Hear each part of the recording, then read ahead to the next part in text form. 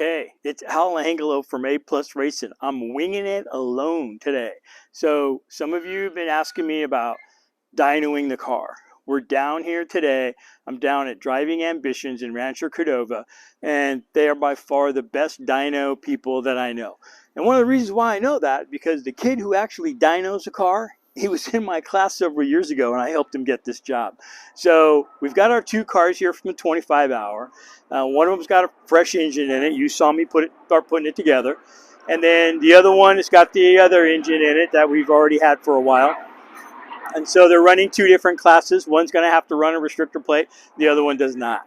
Okay, so they're going to break in my one car. They're going to run it up on the dyno for a little bit and see how it does. So this shop is amazing. All right, and both the cars are NB1, so it means they're 99 2000. So I'm going to flip this. I think, do I hit that?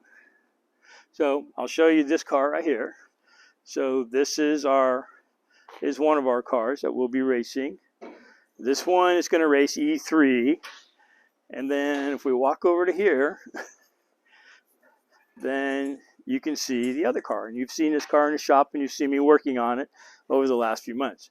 And this is Steve, and Steve was in my class years ago, and I helped him get this job, and he's the main dyno guy here at Driving Ambition. So this is their dyno machine, a Dyno Pack 3000. It actually hooks right up to the rear end, and they're going to make their adjustments. So what kind of adjustments are they going to make? Well, one of the things they're going to do is they're going to look at the fuel pressure, and they're going to look at see how does this car burn fuel? Is it running too rich? Is it running too lean? And they can adjust the fuel pressure regulator valve to help get it more consistent, somewhere around 14:1, pretty close to that. And so 14 parts of air and 1 part fuel. Now, the other thing that we've equipped on this car is we've equipped these Miatas with adjustable timing. So there's a certain little ring that we buy that we bolt in behind the harmonic balancer that allows us to adjust the timing just a few degrees, maybe 5 to 8 degrees. So they'll play with the timing, they'll play with the air fuel mixture, and try to squeeze out as much power out of these cars as they can. So this is kind of the introduction to that. I already did a video earlier, a month or two ago, on how to prepare your car for the dyno, and now we're down here at the dyno. So that's our plan, is to go ahead and get these cars spun up, see what they make, and then I'll let you watch and you can see for yourself. All right, we'll be back in a bit. Okay, so a little eye candy here at Driving Ambition. Let's take a quick walk around.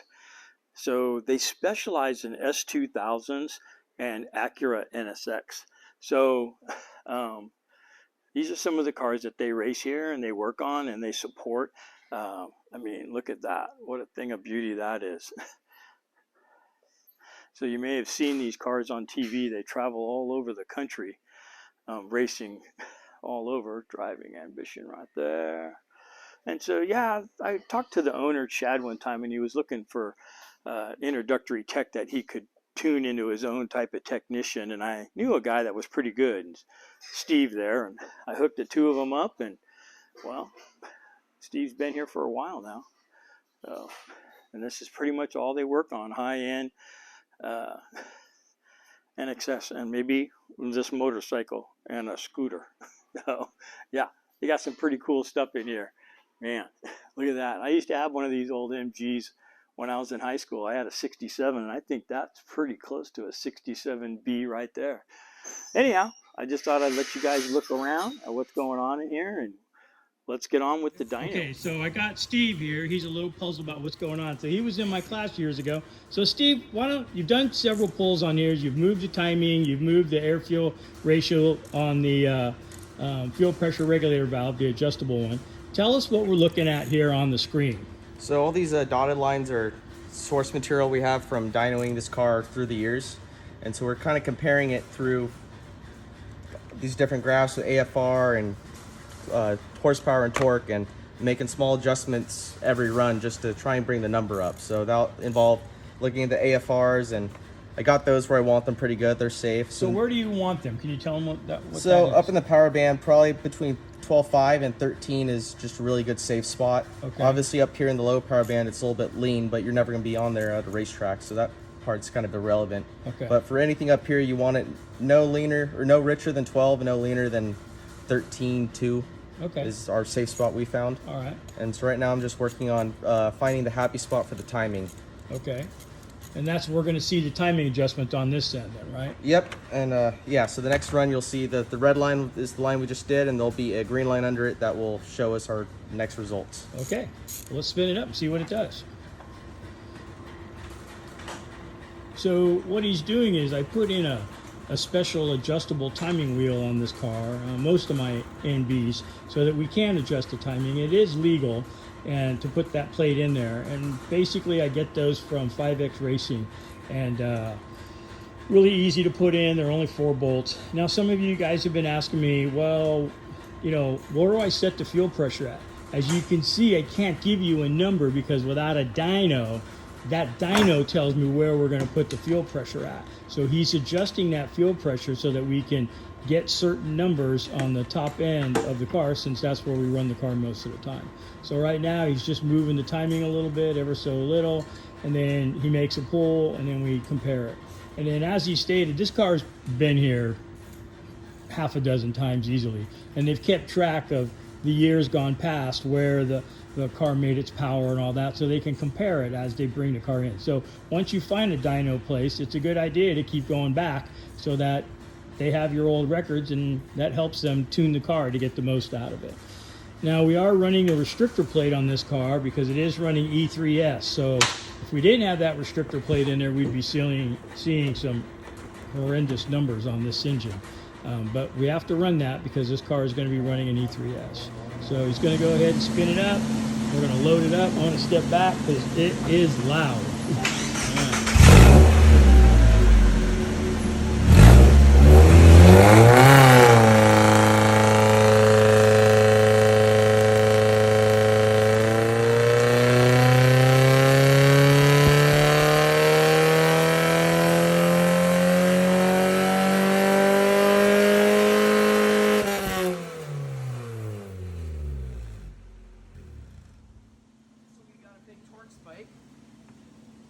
Picked up these aren't the current numbers. Let's see. So you picked up about 2 foot-pounds of torque on it, and then barely any horsepower. So we're gonna go a little bit more and just see if there's any more juice left in it. So he's trying to get more torque out. We pretty much hit the maximum horsepower we're going to get out of it with that restrictor plate. I think we're running around the 118, 119 range on the horsepower with the plate. But we're trying to increase this torque. So it looks like we're getting close to 107 if I'm reading it right. If you want to know what kind of dyno they have here, this is a really unique setup where it actually goes right to the rear axle right here. I love this kind of dyno. Very accurate. You know, some of the other ones that you spin them on the wheels, not near as accurate as this one here. So here's my fuel pressure regulator valve. It's adjustable, so he's got his tools in here where he's been adjusting that to get that airflow meter right. Okay, we're going to call it a little break. He's going to make an adjustment. We'll see what we get on the next pull. Okay, we're back at it. He just did his last and final pull, so maybe he can explain to us what's going on now. So we just got done inching our way up, advancing the timing as much as we could, doing a run on each after each adjustment. And up here, this blue line is our best run with torque. So we're making about 106 foot-pounds and 118 horsepower. And with this car, it's going to be the best it can do with the restrictor plate on it. But those are pretty healthy numbers, and it's in a good AFR range where the car should be good the whole race. Okay. So the restrictor is causing our numbers to be a lot lower than we have in the past when we ran it without the restrictor. Yeah, you can see you're down about 3 foot-pounds of torque, which in these is a lot, and then horsepower, we're actually exceeding the horsepower, which is really nice to see. Okay, good. All right, that's our 99 car. We got the 6 car coming up. That's sitting right outside here. So next it'll be its turn to come in, and we'll see what it does.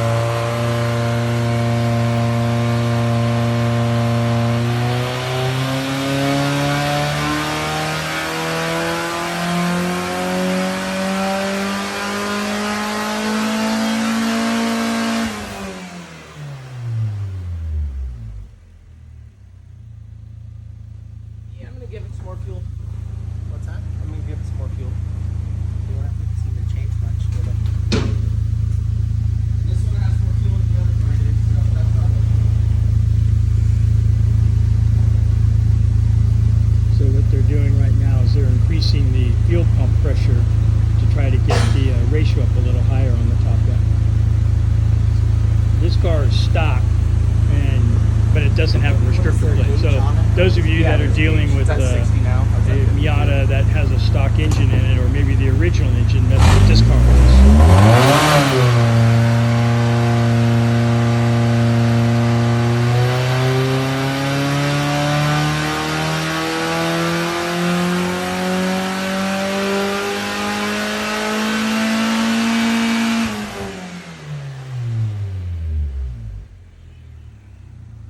Changing anything. Yeah, let me watch the pressure here. Do another run. Ready?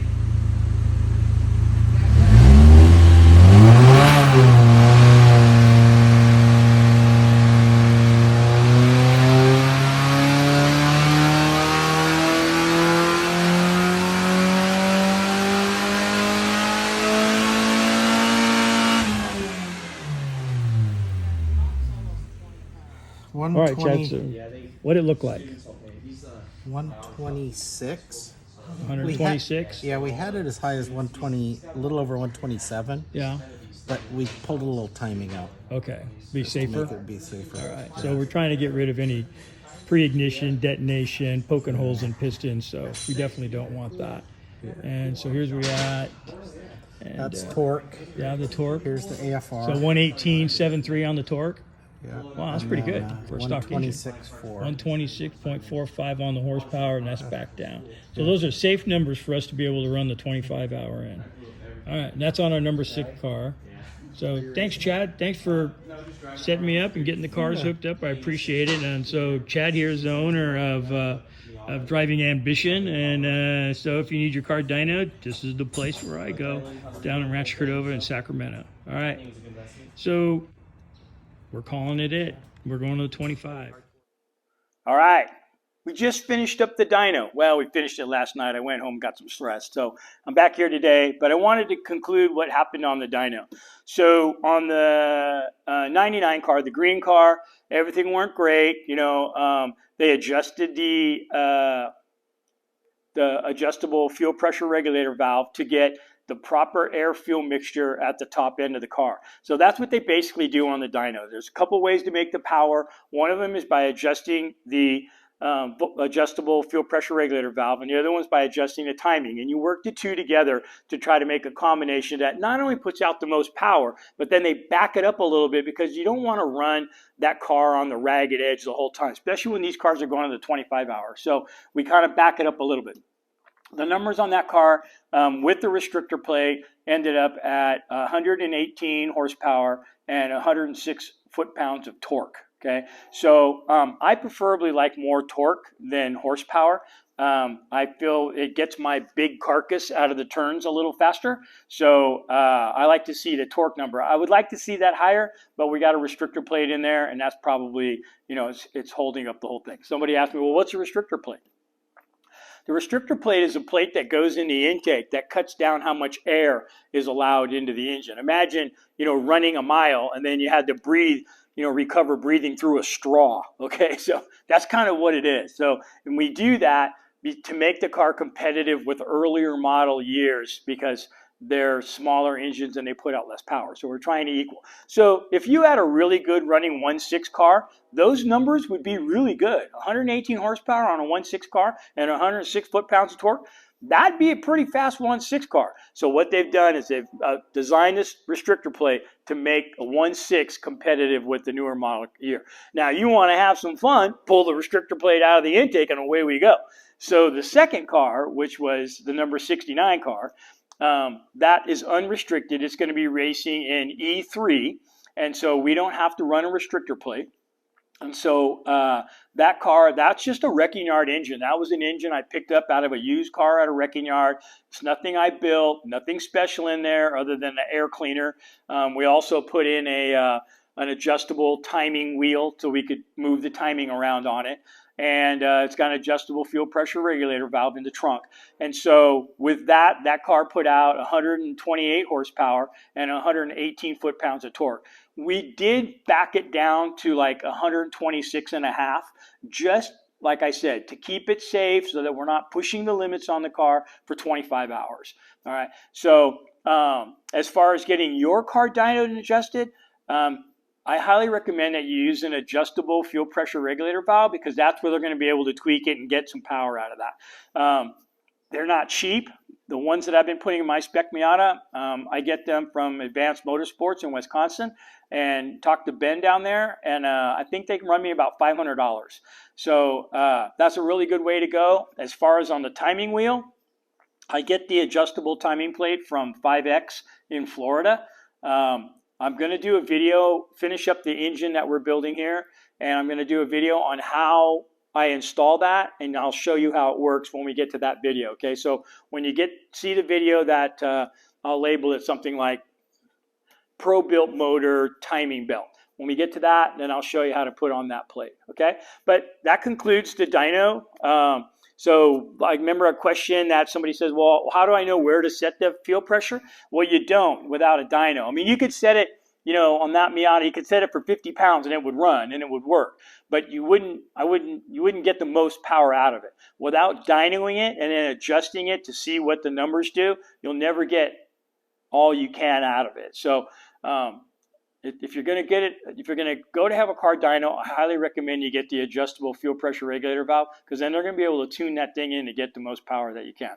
One thing that Chad did tell me, though, is that he gets a lot of calls for people that want to bring in their car, and it's a street car, and they're like, yeah, I want to modify the computer, and I put this chip in there, and I want a dyno, I want to do that. He doesn't do that, because if he modifies it to where it's not legal here in the state of California, then he could actually get busted and fined. So he told me that's a big problem with the dyno part of his business, is having people that want to bring the cars in that are modified to not be compliant with California regulations. Yeah, here we go, California. Yeah, if you don't live in California, I'm willing to move in with you, and you can drive my Miatas. Just let me know where you live. Oh, you got to have good hunting also, too. Hunting's a must. But anyhow, so be careful about calling up these dyno shops when you have illegal modifications, well, at least out here in this state. All right. Hey, I know it was a long one. I hope it had a ton of information. I really appreciate you guys making it to the end. Thank you for surpassing the 500 subscribers. You don't want to miss out on anything I got coming. I got a lot more stuff coming. 25 hours in a few days. I'm going to do some live videos at that time, so you guys can tune into that on YouTube and see what we're doing out on the racetrack for a 25-hour. Thank you so far for making it a great channel, and I hope you have a great day. Bye now.